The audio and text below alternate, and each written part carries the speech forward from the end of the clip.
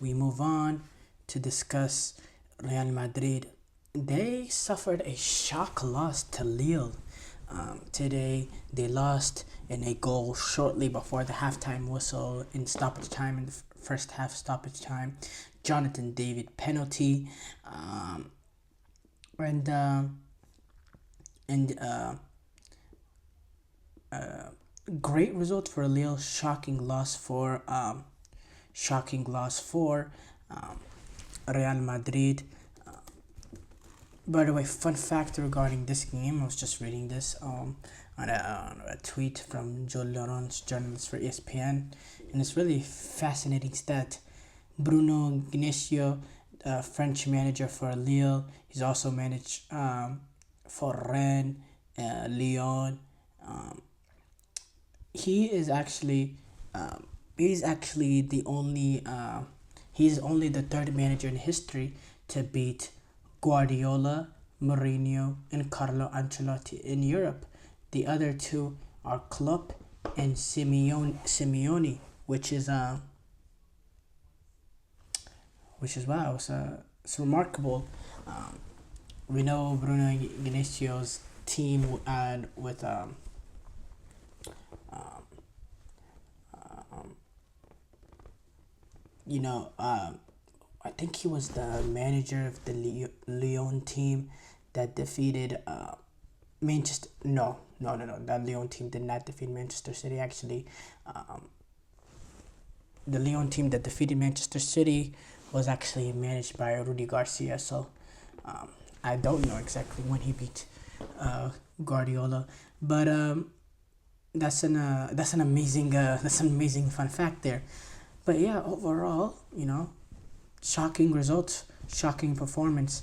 You look at the statistics: 7 shots for Lille, 12 shots for Madrid, 3 shots on target for Lille, 6 shots on target for Real Madrid, 42% possession for Lille, 58% possession for Real Madrid. For me, it was just surprising. You're 1-0 down to Lille in the second half, and I couldn't really tell the urgency that the Madrid players were down. You couldn't really tell if you were watching the game. You couldn't really tell that the Real Madrid was down. Yes, they were going forward, they were putting numbers forward and all that, but the sense of urgency wasn't there. Like, oh my God, we're about to lose this game. In my opinion, if you covered up the score line, you wouldn't have been able to tell if Real Madrid was the team that was down. It was just unbelievable. By the way, this is Real Madrid's 14 game UCL unbeaten run. That's been broken. Uh, that's been broken, and yeah, Jonathan David. By the way, the Canadian. He's the one that got the winner shortly before halftime, um, with that penalty kick. Uh, and it's an important will also at the same important Lille.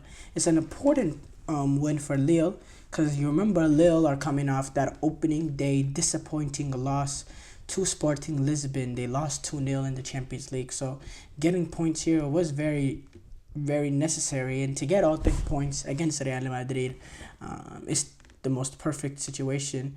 Um, and Yeah, I was just overall surprised. Now, Kylian Mbappe, who I'm surprised was able to make the injury return as quickly, because it seemed like it was a week ago that they announced that he was going to be out for at least 3 weeks. Turns out not the case, but uh, turns out it wasn't the case. Uh, he made an appearance in this game. Um, didn't look all that great, I do have to say, though. Didn't look all that great, in my opinion. I didn't really, you know, he didn't look like the way he looked, in the 5 games before the injury, where he had a 5 game run of scoring goals.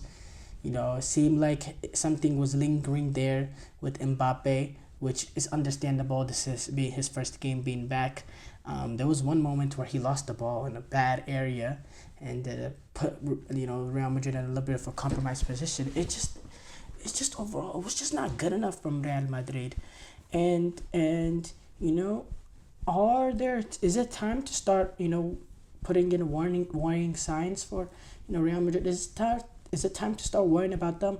There's a team now that's already dropped points in 3 La Liga games with 3 draws. Some of the performances as well have been pretty poor. And then now with this, with this loss to Lille, a team that, Real Madrid or individually have much more quality than, should never be losing to. These are the sort of games that they lose Real Madrid in years that they're having down years, that they don't go on to win the Champions League. These are the sort of results that they get in years that they're,